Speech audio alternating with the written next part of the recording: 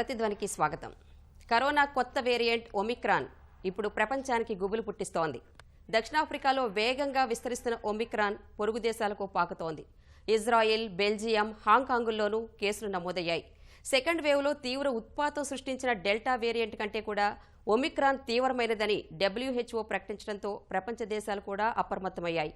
దక్షిణాఫ్రికాతో పాటు ఒమిక్రాన్ ప్రభావితమైన దేశాలతో విమానాల రాకపోకలపై ఆంక్షలకు సిద్ధమవుతున్నాయి.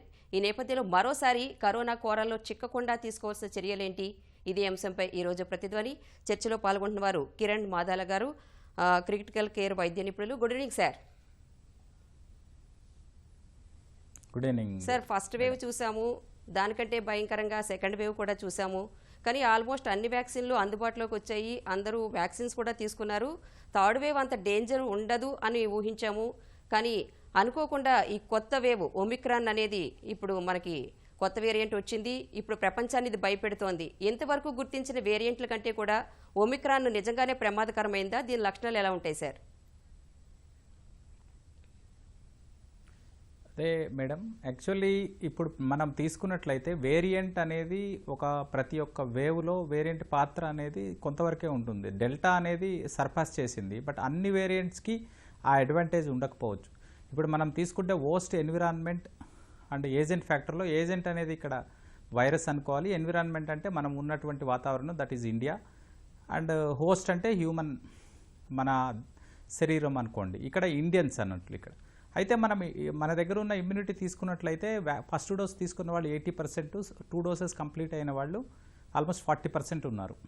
అయితే న్యాచురల్ ఇన్ఫెక్షన్తో ఇప్పటికే ఈవెన్ 18 బిలో వాళ్ళకు కూడా 60% మందికి ఇప్పటికే వచ్చిపోయిందనే దాఖలాలు ఉన్నాయి.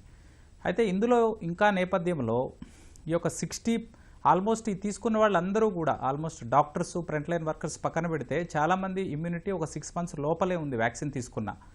సో ఈ నేపథ్యంలో మనకి agent, host and environmental factors చాలా పాజిటివ్గా ఉన్నాయి. మనకి ఏదైతే ఏజెంట్ ఫ్యాక్టర్ ఉందో వైరస్, అది డెఫినెట్గా కూడా కొత్త వేరియంట్ November 9th దాన్ని డిటెక్ట్ చేశారు. కాబట్టి ఒమిక్రాన్ అనే వేరియంట్ డెఫినెట్గా కూడా న్యూ వేరియంట్, డెల్టాని మించిన వేరియంట్ అనేది ప్రాథమిక సమాచారం ప్రకారం ఈవెన్ యూరోపియన్ CDC కానీ WHO కానీ చెప్తుంది. కానీ మన దేశం మీద ఎంత ప్రభావితం చూపుతుంది అనేది ఈ 2 ఫ్యాక్టర్స్ పాజిటివ్గా, ఒక ఫ్యాక్టర్ నెగిటివ్ ఉంది. కాబట్టి తప్పనిసరిగా థర్డ్ వేవ్ ఒకవేళ వస్తే పాసిబిలిటీ డెఫినెట్లీ అది సెకండ్ వేవ్ కంటే తక్కువగానే, అంటే ఫస్ట్ సెకండ్ వేవ్ కంటే తక్కువగానే ఉండే అవకాశం ఉంది. కాబట్టి కనీస జాగ్రత్తలు దీనికి కంపల్సరీ ఏంటంటే ఈ వేరియంట్కి ఇమ్యూన్ ఎస్కేప్ ఎక్కువగా ఉండడం వల్ల 2 డోసెస్ ఉంటేనే దీనికి ప్రొటెక్షన్ ఎక్కువగా ఉంటుంది పర్టికులర్గా. కాబట్టి ఎవరైతే ఫస్ట్ డోస్ తీసుకొని ఇంకా డ్యూ డేట్ అయినా కూడా తీసుకొని వాళ్ళు ఉన్నారు, కొంత వ్యాక్సిన్ హెజిటెన్సీ కూడా కారణమని తెలుస్తుంది. ఎందుకంటే వ్యాక్సిన్ లభ్యత ఉన్నా కూడా తీసుకొని పరిస్థితి ఉంది. సో 2 డోసెస్ ఎంత వీలైతే అంత తొందరగా కంప్లీట్ చేసుకోండి. మాస్క్, ఎనీ వేరియంట్కి simple mask is enough to prevent the infection. So ఈ 2 చేస్తే మనకి అంత రిస్క్ ఉండకపోవచ్చు అనేది నా యొక్క అభిప్రాయం. సార్, ఇప్పుడు ఫస్ట్ వేవ్ చూసుకుంటే మనకి అబవ్ 45 వాళ్ళకి, అంటే పెద్ద ఏజ్ వాళ్ళకి ఎఫెక్ట్ అయింది. సెకండ్ వేవ్ వచ్చేసరికి బిలో 45 ఉన్న వాళ్ళకి ఎక్కువగా ఎఫెక్ట్ అవ్వడం మనం చూసాము. కానీ థర్డ్ వేవ్ వచ్చేసరికి ఎక్కువగా పిల్లలకి ఎఫెక్ట్ అవుతుందని మనం వింటూ ఉన్నాము. అయితే ఇప్పుడు ఏ వయసులో వారికి ఎక్కువగా ఇది విస్తరిస్తోంది? ఒమిక్రాన్ ముఖ్యంగా అసలు ఏ దేశాల్లో ఎక్కువగా ప్రబలుతోంది? మేడం, యాక్చువల్గా చెప్పాలంటే ఈ COVID-19 అనేది మనము వుహాన్ వైరస్ నుంచి తర్వాత ఒక 50 వేరియంట్లుగా మారింది. డెల్టా అనేది 49, ఇప్పుడు మనం తీసుకున్న ఒమిక్రాన్ అనేది 50 అనుకోండి. సో ఏ వేరియంట్ తీసుకున్నా కూడా కామన్ ప్యాటర్న్ ఏంటంటే 60 అబోవ్ ఆర్ కోమార్బిడ్ పేషెంట్స్నే హై రిస్క్లోకి నెట్టేస్తుంది. ఈవెన్ దో ఆ రిస్క్ గ్రూప్ అనేది వుహాన్ వేరియంట్ ఉన్నప్పుడు అబోవ్ 50 వాళ్ళ కేసులో ఎక్కువగా ఉండేవాళ్ళు. అదే సెకండ్ వేవ్ డెల్టా ప్రామినెంట్గా ఉన్నప్పుడు 30-40 ఏజ్ యావరేజ్ కేసెస్ ఉన్న కేసెస్లో 30-40 ఏజ్ వాళ్ళు కూడా ఎఫెక్ట్ అయిన దాఖలాలు ఉన్నాయి. అయితే ఇక్కడ మనం గమనించాల్సింది ఏంటంటే ఈ వేరియంట్లో ప్రధానంగా పిల్లల మీద ఈ కోవిడ్ అనేది ఎక్కువగా ప్రభావం చూపించట్లేదు, అది ఏ వేరియంట్ అయినా కానివ్వండి. ఇంకొకటి, చనిపోయే వాళ్ళు కానీ రిస్క్లో ఉన్నోళ్ళు కానీ 60 అబోవ్ ఉన్నోళ్ళు కోమార్బిడ్ పీపులే ఉంటున్నారు. సో ఇది ఒక కామన్ ప్యాటర్న్గా ఉంది ఏ వేరియంట్ అయినా కూడా. కాబట్టి మనం ఇది ఇంకా చిన్నపిల్లలకి వస్తుంది, ఇంకా ముందుకు పోయే కొద్దీ ఇంకా ఏజ్ అనేది తగ్గుతుంది అనేది ఈ వాదనలో నిజం లేదు. దట్ ఈస్ ప్రూవెన్ దట్ ఇదేమి చిన్నపిల్లల్ని అయితే ఎక్కువగా ప్రభావితం చూపదు COVID-19 అనేది తెలిసిపోయింది. అయితే ఎందుకు ఏజ్ తగ్గింది సెకండ్ వేవ్ అని అంటే ఇది కాలం గడిచే కొద్దీ స్పైక్ ప్రోటీన్ మ్యూటేషన్ ఏదైతే మనకి ఒక వైరస్ ఉంది, మనకి సెల్కి అంటుకునేటటువంటి ఏసీ రిసెప్టార్స్కి అంటుకునే స్పైక్ ప్రోటీన్ అనేది దానికి ప్రధాన ఆధారం. ఆ స్పైక్ ప్రోటీన్లో మ్యూటేషన్స్ చెందిన ప్రతిసారి దాని యొక్క అటాచ్మెంట్ విత్ అవర్ లంగ్స్, అంటే మన లంగ్కి అది వైరస్ని అతుక్కునే శక్తి ఎక్కువగా, ఈ ఏసీ రిసెప్టార్స్ అనేవి మన ఊపిరితిత్తులు ఎక్కువగా ఉంటాయి. అందుకనే దీని మీద ప్రభావం ఎక్కువగా గట్టిగా దాని యొక్క బంధాన్ని దృఢంగా ఏర్పాటు చేసుకోవడం వల్ల మనకి ఎక్కువ కాలం లంగ్ మీద ఉంటాయి, చాలా లేటుగా లంగ్ నుంచి బయటకు వెళ్తాయి. ఎక్కువగా కూడా ఎఫెక్ట్ ఏదైతే సైటోకైన్ స్టార్మ్ అంటున్నామో, ఎక్కువ న్యూమోనియా కండిషన్స్ అన్నీ ఎక్కువగా ఉంటున్నాయి. అందుకనే మనకి కొంత రిస్క్ పాపులేషన్ చనిపోయే వాళ్ళు కూడా, ఈవెన్ యంగ్ పీపుల్ కూడా సెకండ్ వేవ్లో చనిపోయారు. దానికి ప్రధాన కారణం ఏంటంటే ఈ స్పైక్ ప్రోటీన్ మ్యూటేషన్స్. సో దీంట్లో ఇంకా మరింత ఎక్కువగా ఉన్నాయి.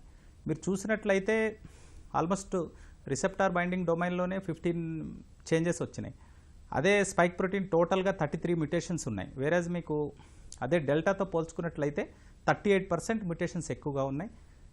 సో ఇది ఒక ప్రధాన మనకి చేంజ్. సో ఎంత ఉన్నా కూడా డెఫినెట్గా కూడా ఇది ఊపిరితిత్తుల మీదనే చూపుతుంది.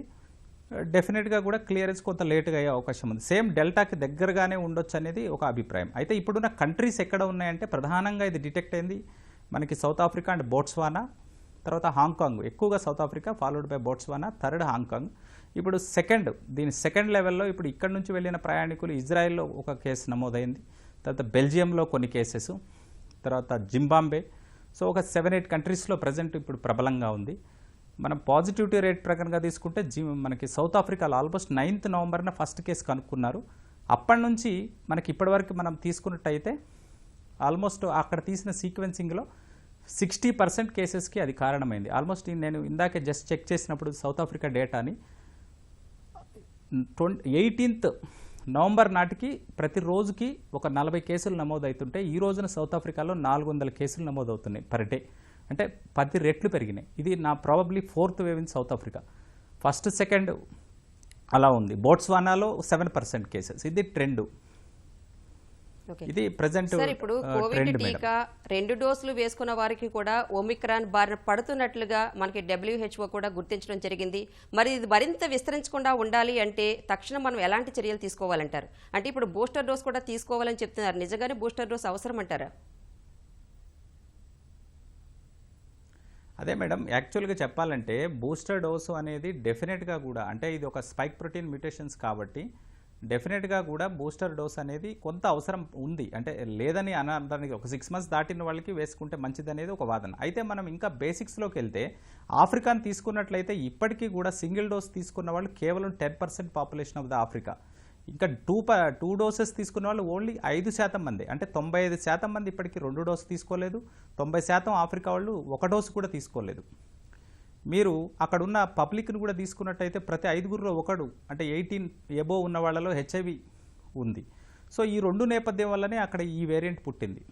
కాబట్టి వ్యాక్సినేషన్ అనేది యూనిఫామ్గా లేదు వరల్డ్లో. అందుకనే మనకి ప్రధానమైన సమస్య వేరియంట్లు పుట్టుకొస్తుంది. ఇండియాకు వచ్చినట్లయితే మనకి 80% ఫస్ట్ డోస్ తీసుకున్నారు, 2 డోసెస్ 40%. సో వ్యాక్సిన్ అనేది తప్పనిసరిగా మనకి ఇన్ఫెక్షన్ అయితే ఆపలేదు, కానీ ఏ వేరియంట్ని కూడా ఆపలేదు. ఇది ఎందుకు ఆపలేదంటే ఇది వుహాన్ మాతృకతో తయారైంది, డెల్టా తర్వాత వచ్చింది, తర్వాత ఇది మనం అనుకున్న ఒమిక్రాన్ వస్తుంది. సో ఇన్ఫెక్షన్ ఎందుకు ఆపలేదంటే ఈ యొక్క మన వ్యాక్సిన్స్ అనేవి మనం చేతి ద్వారా తీసుకునే వ్యాక్సిన్స్ కాబట్టి డైరెక్ట్గా నేరుగా బ్లడ్లోకి వెళ్తాయి. అందులో మనకి యాంటీబాడీస్ అనేవి IgM అనేవి ప్రొడ్యూస్ అవుతాయి. అవి కేవలం వైరస్ అనేది ఫస్ట్ మనకి ఎంటర్ అయిన తర్వాత గొంతులో ఉంటుంది, ఆ తర్వాతనే అది రక్తంలోకి, ఊపిరితిత్తుల్లోకి, వివిధ పార్ట్లోకి వెళ్తుంది. సో గొంతులో చేరిన వైరస్ని ఈ వ్యాక్సిన్స్ ఏం ఆపట్లేదు. ఎందుకు ఆపట్లేదు? మనం ఇచ్చిన వ్యాక్సిన్ చేతి ద్వారా రక్తంలో కలుస్తుంది, రక్తంలోకి వచ్చినప్పుడే వైరస్ని అవి అడ్డుకుంటాయి. కాబట్టి మనం ముక్కు ద్వారా వేసిన వ్యాక్సిన్ ద్వారానే మనం యొక్క ఏదైతే ఈ ఎంట్రీని ఆపగలం. సో ఈ వ్యాక్సిన్స్ ద్వారా మనం గుర్తించాల్సింది ఏంటంటే కేవలం మనకు కరోనా వచ్చినట్లయితే మరణాన్ని కానీ తీవ్రమైన జబ్బుని అరికడుతుంది తప్ప ఇన్ఫెక్షన్ని ఆపేవి కావు. ఇది ప్రజలందరూ గుర్తించాలి. కాబట్టి తప్పనిసరిగా మాస్క్ ధరించడం బయటికి వెళ్తే అనేది చేసినట్లయితే అది ఏ వేరియంట్ అయినా కూడా మనకి ఇన్ఫెక్షన్ రాకుండా ఆపుతాయి. కాబట్టి వ్యాక్సిన్స్ కొన్ని లిమిటేషన్స్ ఉన్నాయి. మనం వ్యాక్సిన్స్ ఏమీ సుప్రీం కాదు. ఆ వ్యాక్సిన్స్కి మనం కనీస జాగ్రత్తలు ఏదైతే hand wash, social distancing, mouth mask ఇవన్నీ ఉంటేనే ఆ యొక్క కంప్లీట్ చర్యగా మనం గుర్తించాలి. సార్, ఇప్పుడు ప్రపంచ ఆరోగ్య సంస్థ అత్యవసరంగా సమావేశమై ఈ ఒమిక్రాన్ వేరియంట్ ప్రభావం గురించి హెచ్చరించడం జరిగింది. మరి సెకండ్ వేవ్లో మనం చాలా గడ్డు పరిస్థితులను చూసాం. లైక్ ఆక్సిజన్ దొరక్క, బెడ్స్ దొరక్క చాలా ఇబ్బందులు పడ్డాం. అయితే ఇప్పుడు ఈ గడ్డు పరిస్థితులు దాటాలి అంటే దేశంగా ఇప్పుడు మన సన్నద్ధత ఎలా ఉండాలంటారు? అయితే మేడం, యాక్చువల్గా మీరు అన్నది కరెక్టే. మన సెకండ్ వేవ్లో నిజంగానే, అంటే నిజంగా చెప్పాలంటే సెకండ్ వేవ్ అనేది ఎక్స్పెక్టెడ్ కాదు. మనకి నిజంగా థర్డ్ వేవ్ వస్తుందని కొంత ఎక్స్పెక్ట్ చేసాం. మ్యాథమెటికల్ మోడల్లో కూడా ఇండియా, ఐఐటి వాళ్ళు కూడా వస్తుందని చెప్పారు. అనుకోకుండా అది రాలేదు. కానీ మన ఇండియన్ గవర్నమెంట్ చిన్నపిల్లలు ఎఫెక్ట్ అవుతారని కానివ్వండి, ఇవన్నీ కూడా ప్రతి జిల్లాలోనూ పిడియాట్రిక్ వార్డ్స్ ఏర్పాటు చేసింది. తర్వాత బెడ్ల సంఖ్యని, ఆక్సిజన్ స్థాయిని, ఈవెన్ మనం చూసినట్లయితే ఈవెన్ మా చిన్న నిజామాబాద్లోనే 2-3 ఆక్సిజన్ ఉత్పత్తి కేంద్రాలు ఉన్నాయి. ఇలాంటివి జిల్లాలు 700 జిల్లాలు ఉన్నాయి. సో ఆక్సిజన్ స్వయం సమృద్ధి సాధించవచ్చు చాలా వరకు ఈ రోజున. కాబట్టి మీరు చూసుకున్నట్లయితే సెకండ్ వేవ్ అన్ఎక్స్పెక్టెడ్. ఆ రోజున మన ఎక్స్పీరియన్స్ కానీ, మనకున్నటువంటి వనరులు కానీ ఆ రోజున లేకపోవడం, కొంత మనం అల్లకొల్ల, మనమే కాదు చూడండి, ఈవెన్ అభివృద్ధి చెందిన దేశాలు కూడా, అమెరికా కూడా దానికి ఏం చేయలేకపోయింది.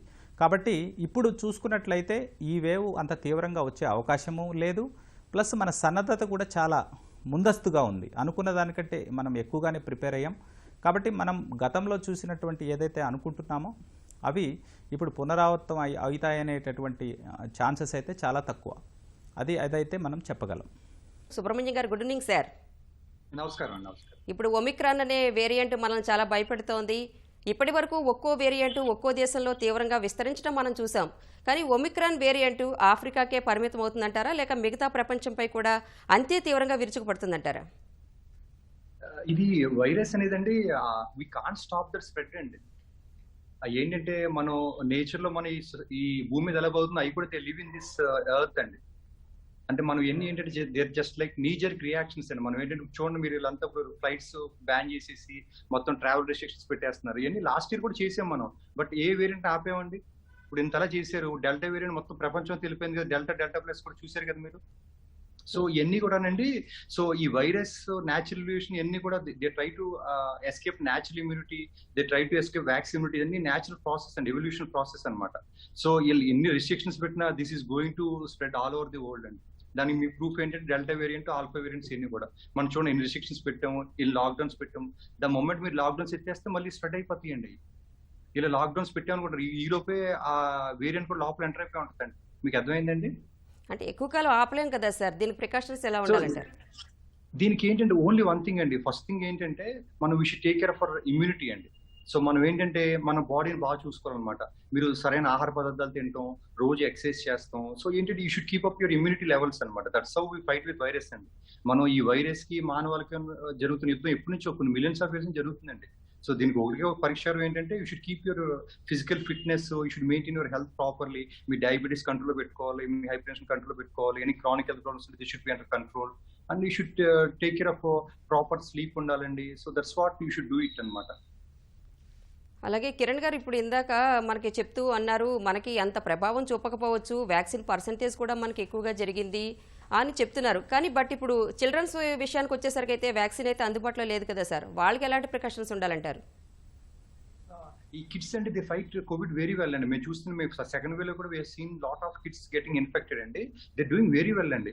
ఏదో కొంతమంది చాలా తక్కువ percentage kids there getting sick, అని most of them they doing very well అనమాట. దర్ ఇమ్యూనిటీ ఏంటంటే it's very strong when compare to elders అనమాట, చిల్డ్రన్ ఇమ్యూనిటీ. సో కిడ్స్ అయితే అసలు భయపడాల్సిన అవసరం లేదండి. ఇంకా మన పెద్దోళ్ళు భయపడాలి. అసలు కిడ్స్ అయితే అవుట్ ఆఫ్ క్వశ్చన్. అంటే కొంతమంది సీరియస్ అవుతుంది, కానీ most of the kids are very safe అండి. ఓకే. అండ్ కిరణ్ గారు, ఆఫ్రికా దేశాలకు విమానాల రాకపోకలపై ఇప్పుడు ఇజ్రాయెల్, బ్రిటన్ ఆంక్షలు విధించాయి. ఐరోపాతో పాటు అలాగే మిగతా దేశాలు కూడా అప్రమత్తం అవుతున్నాయి. ఈ పరిస్థితుల్లో మన కోవిడ్ సంరక్షణ విధానం ఎలా ఉండాలంటారు? కోవిడ్ ఇప్పుడు ఆల్మోస్ట్ అయితే ఇందాక సుబ్రహ్మణ్యం గారు చెప్పింది కూడా నేను ఏకీభవిస్తాను. అయితే ఈ వైరస్ యొక్క ఇవల్యూషన్ని కానీ మన యొక్క స్ప్రెడ్ని మనం ఏం ఆపలేం. కాకపోతే మనం ఒకటి చేయొచ్చు, అంటే ఏంటంటే మనం దాన్ని ఫ్రీగా వదిలేస్తే మన బియాండ్ అవర్ కంట్రోల్ వెళ్ళిపోతుంది. ప్రజలకి ఏకకాలంలో స్ప్రెడ్ అయిందనుకోండి, మనం బియాండ్ అవర్ రిసోర్సెస్ వెళ్తుంది. సో మనం చేయగలిగింది ఏంటి, గ్రాడ్యువల్ ఎక్స్పోజర్ చేయగలం. అంటే ఒక 5 నెలల్లో ఎక్స్పోజ్ అయ్యేదాన్ని ఒక 1 మంత్లో జరిగేదాన్ని ఒక 4 మంత్స్ మనం నెట్టగలిగితే మన రిసోర్సెస్కి మన పరిధిలో ఉంటుంది. సో ఈ మనం చేసే ఏదైతే రిస్ట్రిక్షన్స్ ఉన్నాయో ఇవన్నీ కూడా ఈ యొక్క స్ప్రెడ్ని ఒక 2-3 నెలలు నెట్టడం వరకే. సో అలా అనుకున్నప్పుడు మన భారత ప్రభుత్వం కూడా ఇది చాలా ముందే గుర్తించి ఏదైతే 2 దేశాలు సౌత్ ఆఫ్రికా అండ్ బోట్స్వానా దేశాలు ఆ రెండింటికి కూడా ఆల్మోస్ట్ కొంత రిస్ట్రిక్షన్స్ విధించింది. ఇప్పటికే మన విమానయాన శాఖ నెగిటివ్ రిపోర్ట్ ఉండాలి ఎంటర్ అయినప్పుడు, దిగినప్పుడు కూడా అదే వితిన్ 48-72 అవర్స్. అయితే దీనికై ఈ యూరోపియన్ సిడిసి ఏం చెప్తుందంటే ఈ పర్టికులర్ దేశాల నుంచి పాజిటివ్ అయిన దేశాల నుంచి వచ్చేటప్పుడు ఈవెన్ దో నెగిటివ్ రిపోర్ట్ ఉన్నప్పటికీ వాళ్ళు దిగిన తర్వాత కూడా 5 నుంచి 7 రోజులు, అంటే నార్మల్గా నెగిటివ్ రిపోర్ట్ లేకపోతే 14 రోజులు ఎలా అయితే ఐసోలేషన్ ఉంచుతామో ఈవెన్ నెగిటివ్ రిపోర్ట్ ఉన్నా కూడా వాళ్ళని 5 నుంచి 7 రోజులు ఐసోలేషన్లో ఉంచి మళ్ళీ నెగిటివ్ రిపోర్ట్ వస్తేనే వాళ్ళని పంపించాలి అనేది యూరోపియన్ సిడిసి చెప్పింది. ఫస్ట్ శాస్త్రీయ డాక్యుమెంట్ దీని గురించి ఒక WHO తర్వాత రిలీజ్ చేసింది యూరోపియన్ సిడి. వాళ్ళు చెప్పిన ఇంకొకటి ఏంటంటే ఏదైనా విమానయానం నుంచి ఎవరైనా పాజిటివ్ పేషెంట్ వచ్చినట్లయితే తప్పనిసరిగా ప్రతి కేసు అంటే 100% విమానయానం ద్వారా వచ్చిన కేసులన్నింటినీ జీనోమ్ సీక్వెన్సింగ్ చేయాలి. సో దాని తర్వాత మన ఎంట్రీ అనేది కొంతవరకు మనం ఆపొచ్చు. ఈ 2 చర్యలు చేస్తే ఇంకొకటి ఇప్పుడున్న చర్యలతో పాటు ఈ 2 చర్యలు చేస్తే చాలా వరకు మన ఎయిర్పోర్ట్ ఎంట్రీని మనం ఆపడానికి ఉంటుంది. రైట్. సుబ్రహ్మణ్యం గారు, ఇప్పుడు ఒమిక్రాన్ వేరియంట్ అనేది వ్యాక్సిన్ ఇమ్యూనిటీ నుంచి తప్పించుకుంటుందంటారా? ఈ విషయంలో శాస్త్రీయ పరిశోధనలు గుర్తించిన అంశాలేంటి? అవునండి, దీంట్లో కొన్ని మ్యూటేషన్స్ వచ్చినాయండి. They are trying to escape this vaccine అనమాట. ఎందుకంటే అసలు లీవ్ అబౌట్ వ్యాక్సిన్ అండి, they are able to escape natural immunity అండి. అంటే మీకు అంతకుముందు కోవిడ్ వచ్చి తగ్గితే మీకు బాడీలో ఒక న్యాచురల్ ఇమ్యూనిటీ డెవలప్ అవుతుందండి. They are able to escape that even the natural immunity and they can escape this vaccine induced immunity కూడా అండి. They can do it. That's what అండి. ఈ ప్రాసెస్ ఆఫ్ ఎవల్యూషన్ ఏంటంటే అవి ఎలా చేస్తేనే they have the chance of reinfection అండి. మళ్ళీ ఏంటంటే ఆల్రెడీ కోవిడ్ ఫస్ట్ వేవ్ తగ్గిపోయిన మళ్ళీ ఇన్ఫెక్ట్ చేయాలంటే it should evade that natural immunity, it should evade vaccination. Fully vaccine individual కూడా దే ఆర్ గెటింగ్ ఇన్ఫెక్టెడ్ అండి. So it can evade that immunity అండి. That's what they evolve. Virus అన్ని అలా evolve చేస్తూ ఉంటాయి. దట్స్ హౌ దే లివ్ అన్నమాట. HIV సోకిన వ్యక్తుల నుంచి ఇది విస్తరిస్తున్నట్టుగా చెప్తున్నారు. మరి అలాంటి వాళ్ళు ఎలాంటి జాగ్రత్తలు తీసుకోవాలంటారు సార్? అంటే ఇది హెచ్ఐవీ కాదండి. అంటే యాక్చువల్ గా ఇది ఎక్కడి నుంచి ఒరిజినేట్ అయిందని చెప్తేనండి ఒక హైపోథసిస్ ఏంటంటేనండి ఈ క్రానిక్ హెచ్ఐవీ పేషెంట్స్ ఉంటారు కదండి, వాళ్ళకి ఏంటంటే ఇమ్యూనిటీ చాలా వీక్ గా ఉంటుందండి. సో ఆ ఇమ్యూనిటీ వీక్ గా ఉంటేనండి we can't fight the virus అనమాట. ఈ సేమ్ వైరస్ మన మామూలుగా హెచ్ఐవీ కాకుండా మన ఇమ్యూనిటీ బాగుంటేనండి బాగా కంట్రోల్ చేస్తుంది మన ఇమ్యూన్ సిస్టమ్. అది ఏమైందంటే HIV patients they can't control it well. So వాళ్ళు ఏంటంటే so periods of months it can mutate there. అక్కడ ఏంటంటే మనం అది రిప్రొడక్షన్ చేసి మ్యూటేట్ అయ్యి అక్కడి నుంచి అలా ఒరిజినేట్ అయ్యిందని చెప్పి ఒక హైపోథసిస్ అండి. వీఆర్ ఎక్స్పెక్టింగ్ దట్ ఈ ఒమిక్రాన్ ఇన్ని మ్యూటేషన్స్ ఇంత అలా అయిందంటే ఒక హెచ్ఐవీ పేషెంట్ బాడీలో అలాగే అక్కడి నుంచి మొత్తం స్ప్రెడ్ అయిందని వీఆర్ హ్యావింగ్ అన్ హైపోథసిస్ అండి. అంతేకాని హెచ్ఐవీ పేషెంట్ రిస్క్ అని కాదండి. హెచ్ఐవీ పేషెంట్స్ కనుక వాళ్ళు CD4 కౌంట్ బాగా మెయింటైన్ చేసుకుని వాళ్ళు వైరల్ లోడ్ కనుక సప్రెసిబుల్ లిమిట్స్ లో ఉంటే వాళ్ళని కోవిడ్ ఏం చేయదండి. అంతేగానేసి వాళ్ళకి వైరస్ లోడ్ బాగా ఎక్కువ ఉండి HIV viral load CD4 count బాగా తక్కువ ఉంటే ఇట్ మే బికమ్ సివియర్. అంతేగానేసి if they are maintaining good viral load కనుక బిలో డిటెక్టబుల్ లిమిట్ ఉంటే హెచ్ఐవీ పేషెంట్స్ కూడా ఏం అవ్వదండి. They will be able to recover very well. And Kiran garu, ఇప్పుడు మనం ఒమిక్రాన్ విస్తరణ భయంతో నిన్న మనం చూసాం ప్రపంచవ్యాప్తంగా స్టాక్ మార్కెట్లు కుప్పకూలిపోయాయి. చాలా దేశాలు కూడా అత్యవసర చర్యలు కూడా సిద్ధమవుతున్నాయి. ఈ పరిస్థితిలో ప్రజలు అసలు తీసుకోవాల్సిన జాగ్రత్తలు ఏంటంటారు? అంటేనమ్మా ఫస్ట్ ఆఫ్ ఆల్ ఇది ఒమిక్రాన్. ఓకే, ఒమిక్రాన్ అనేది ఒక వేరియంట్ మాత్రమే. నేను చెప్పాను కదా 3 ఫ్యాక్టర్స్లో అదొక ఫ్యాక్టర్ మాత్రమే. మిగతా 2 ఫ్యాక్టర్స్ మనకి చాలా పాజిటివ్గా ఉన్నాయి. ఏదైతే ఎన్విరాన్మెంట్, ఇండియన్ ఎన్విరాన్మెంట్ కానివ్వండి, హోస్ట్ అంటే ఇండియన్స్ కానివ్వండి. ఇండియన్స్ కూడా వాళ్ళ యాంటీబాడీస్ యావరేజ్ సగటు మనం తీసినట్లయితే బాగానే ఉంది. Our Indians by nature we are good by immunity. మీకు చిన్నప్పటి నుంచి కూడా మన వైరస్ని ఎఫెక్ట్ అయిన వివిధ బ్యాక్టీరియా వైరస్కి. సో ఇక్కడ ఏజెంట్ ఒక్కటే మారింది. సో మనం చేయాల్సింది ఏంటంటే ప్రజలుగా మనం చెప్పాల్సింది ఏంటంటే నెంబర్ 1 ఈ పర్టికులర్ వేరియంట్ ఆఫ్ కన్సర్న్గా ప్రకటించింది WHO. ఈవెన్ ఇంత ఫాస్ట్గా ఒక వేరియంట్ని కన్సర్న్గా ప్రకటించడం ఇది ఒక్కటే, ఒమిక్రాన్ ఒక్కటే జరిగింది. ఈవెన్ డెల్టాకు కూడా ఆల్మోస్ట్ 1 మంత్ పట్టింది. కాబట్టి ఈ నేపథ్యంలో మనం ఏం చేయాలంటే ప్రతి ఒక్కళ్ళు కూడా ఈ వేరియంట్స్ని ఎదుర్కోవాలంటే 2 డోసెస్ కంపల్సరీ. 2 డోస్ తీసుకున్న 14 రోజుల తర్వాతనే ఆ వ్యాక్సినేషన్ యొక్క కంప్లీట్ షెడ్యూల్ అవుతుంది. ఇప్పటికీ కూడా మన దేశంలో ఒక 10 కోట్ల మంది అనుకుంటా, నాకు ఇఫ్ ఐఎమ్ నాట్ రాంగ్, ఒక డోస్ తీసుకొని 12 వారాలు ఇంకా అయిన తర్వాత కూడా సెకండ్ డోస్ తీసుకొని వాళ్ళు దేశంలో 10 కోట్ల మంది ఉన్నారు. సో ఆ లెక్కల ప్రకారం వీళ్ళంతా వీలైనంత త్వరగా సెకండ్ డోస్ తీసుకోవాలి. అది మొదటి స్టెప్. రెండోది ఎవరికైతే ఇవ్వలేదో ఆఫ్కోర్స్ జనవరి నుంచి చిన్నపిల్లలకు కూడా ఇస్తున్నారనేది ఒక మన గవర్నమెంట్ నుంచి చూసాము. సో ఇది ఒక వ్యాక్సిన్ అనేది ఫైట్లో ఒక పార్ట్ మాత్రమే.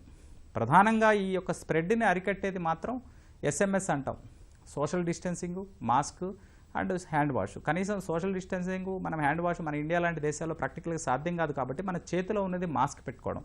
కనీసం బయటకు వెళ్ళినప్పుడు లేదు మన సమూహంలోకి వెళ్ళినప్పుడు అయితే పెట్టుకోవాలి. ఎందుకంటే ఇప్పుడు వరకు మనకి వేరియంట్ లేదు కాబట్టి ప్రజలు ఎలా ఉన్నా నడిచింది. ఇప్పుడు కనీసం ఒక కొత్త వేరియంట్ పుట్టింది అని అంటున్నారు. అది ఇండియాకి ఎప్పుడు వస్తుంది, అది నిజంగా ప్రభావితం చేస్తుందా, ఇవన్నీ ఇఫ్స్ అండ్ బట్స్ చాలా ఉన్నాయి. కాబట్టి అవి వస్తాయో రాదో పక్కన పెడితే మనం చేయాల్సిన జాగ్రత్తలు అయితే మనం తీసుకోవాలి. కాకపోతే ఈ రెండూ చేసినట్లయితే తప్పనిసరిగా ఏ వేరియంట్ అయినా మనం ఎదుర్కోవచ్చు. ప్రజలు అంతగా దిగ్భ్రాంతి చెందాల్సిన అవసరం లేదు. Be positive. ఎందుకు చెప్తున్నానంటే మనకి ఆల్మోస్ట్ 1960లో ఏదైతే ఫ్లూ పాండమిక్ వచ్చినప్పుడు 3 వేవ్స్ వచ్చినాయి. ఆ రోజున హ్యూమన్ ఇంటర్వెన్షన్ లేదు, వ్యాక్సిన్ లేదు. ఈరోజు మనకి హ్యూమన్ ఇంటర్వెన్షన్ ఉంది, వ్యాక్సిన్ ఉంది. అందుకే ఆ థర్డ్ వేవ్ని మనం డెఫినెట్గా అడ్డుకుంటాం.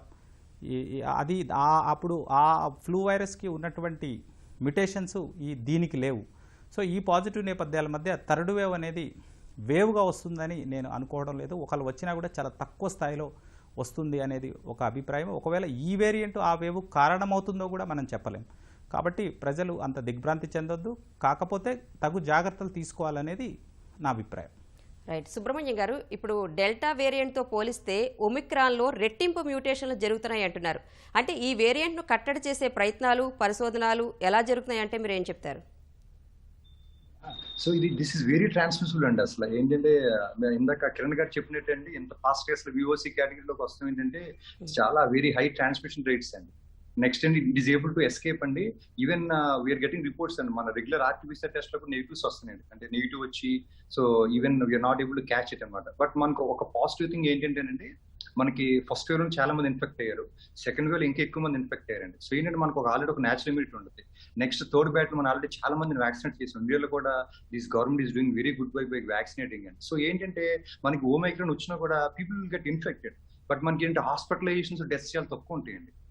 సో ఏంటంటే so they'll get infected, but మనకి ఏంటంటే డెత్ రేట్ కానీ హాస్పిటల్ అవసరం కానీ చాలా తగ్గిపోద్దండి. సో మనం ఏంటంటే థర్డ్ వేవ్ వస్తుంది కానీ but it not be that severe అనమాట, అంత ఇబ్బంది పడకపోవచ్చు అండి. ఎందుకంటే సో ఆల్రెడీ మనకి నేచురల్ ఇమ్యూనిటీ ఉంది, మెనీ పాపులేషన్ గాట్ ఎఫెక్టెడ్, వాళ్ళకి యాంటీబాడీస్ ఉంది, they will fight the infection even గుడ్డర్.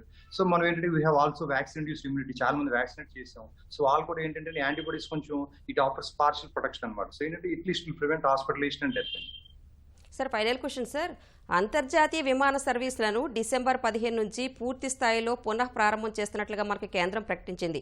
అయితే ఈ ఒమిక్రాన్ కలకలం నేపథ్యంలో దీనిపై పునరాలోచన అవసరమంటారా?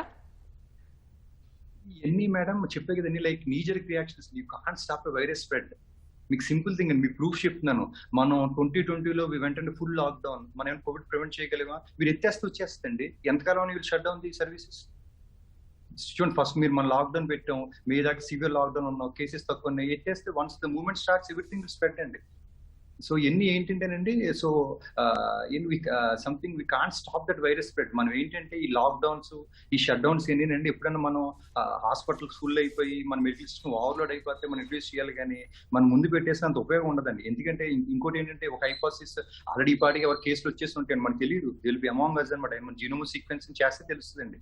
మనం రాలేదని మనం అనుకుంటున్నాం, హూ నోస్, మనకు ఆల్రెడీ కేసు వచ్చేసి ఉండొచ్చు. ఒకవేళ నిజంగా రాకపోయినా మనం షట్ డౌన్ చేసాం అనుకోండి, మన జనవరి కాదు ఫిబ్రవరిలోనే ఎత్తాలి మనం, ఎత్తిన the case will come at that time. So ఎన్ని you can't just stop them అండి. Right. Thank you very much sir. Kiran garu thank you, and Subrahmanyam garu thank you very much.